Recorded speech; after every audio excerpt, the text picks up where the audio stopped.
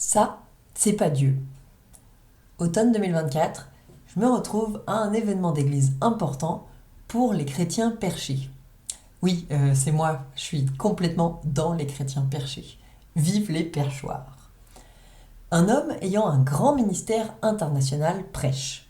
Pour info, un homme avec un ministère, c'est genre un pasteur, un évangéliste, un prophète, un apôtre, tout ça, ça a des super pouvoirs mais pas de cap et ça fait avancer le royaume de Dieu. Bon, sauf que j'ai un problème avec celui-là. J'aime pas la façon dont il parle. J'ai l'impression qu'il fait du théâtre, qu'il en rajoute. Il me rappelle d'autres prédicateurs pas du tout alignés avec Dieu, qui ont fait nimp, qui prêchaient de la même façon. Mêmes intonations, même vocabulaire, même gestuelle. Pour moi, c'est pas authentique. C'est de la religiosité pourrie qui veut se faire bien voir. Et je la connais bien celle-là. Je l'ai déjà vue. Je la connais même très bien. Ça me tend direct. J'ai pas envie d'écouter ce qu'il raconte, j'ai envie de partir en grognant. C'est nul, ça c'est pas Dieu pis c'est tout, moi j'y sais, j'y connais bien. Je tombe très facilement dans la bêtise de me faire une idée sur une personne sans demander à Dieu ce qu'il en pense. Au bout d'un moment, ça sert à quoi d'avoir un Dieu si tu lui demandes pas des trucs? Mais je grandis, je fais plein de bêtises, mais de moins en moins. Sur ce coup-là, je l'ai vu venir le jugement, avec ses gros sabots. Clop, clop, clop, c'est le bruit des sabots. Bon, du coup, dans mon cœur, je dis à Jésus, bon, il m'énerve, mais je veux pas fermer mon cœur. Si tu veux me parler à travers lui, c'est ok. Après cette prière hésitante, il m'énerve toujours. Et puis, ce monsieur fait un appel pour recevoir le feu du réveil. Dans mon cœur, ça fait go, go, go! Et je me précipite devant comme je l'ai jamais fait auparavant. Il commence à prier avec ses grands gestes, ses grands mots, ses grandes intonations, et je suis là devant avec d'autres. Et puis, l'esprit me tombe dessus. Je comprends pas trop ce qui m'arrive. Je me mets à pleurer, pleurer, pleurer. Je suis trop bien.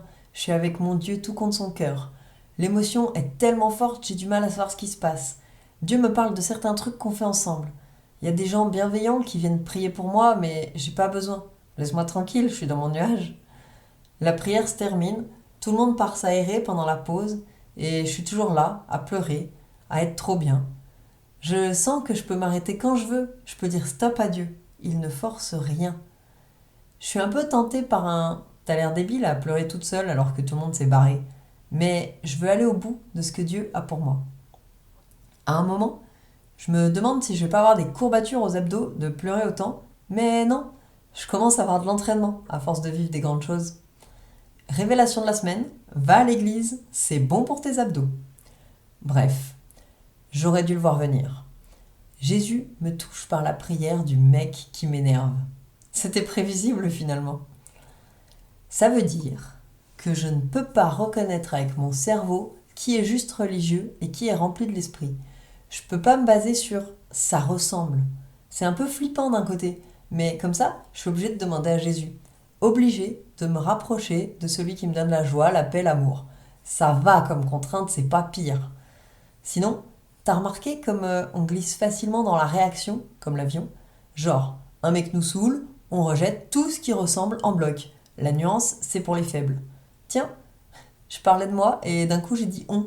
T'es là, t'as rien demandé et te voilà inclus dans le truc sans prévenir. Hé hé. Je reviens sur mon cas. Quand un mec m'énerve, faudrait vraiment que je me précipite pour rejeter l'offense, c'est-à-dire refuser d'être énervé pour ça, et que je pardonne, pas pour le mec, pas pour lui faire plaisir, mais pour libérer mon petit cœur du poison. Ça éviterait de tomber comme ça sur un homme de Dieu qui m'énerve direct alors qu'il a juste une façon de parler qui me rappelle des trucs. Bon, je crois que j'ai quelques dossiers à traiter. C'est pas un scoop, mais il est puissant notre Dieu de l'univers quand même. Voilà pour cet article. C'était Natalia, impératrice du désénervement et des nouveaux mots aussi dans ce cas-là. Je remercie Papillon pour la relecture.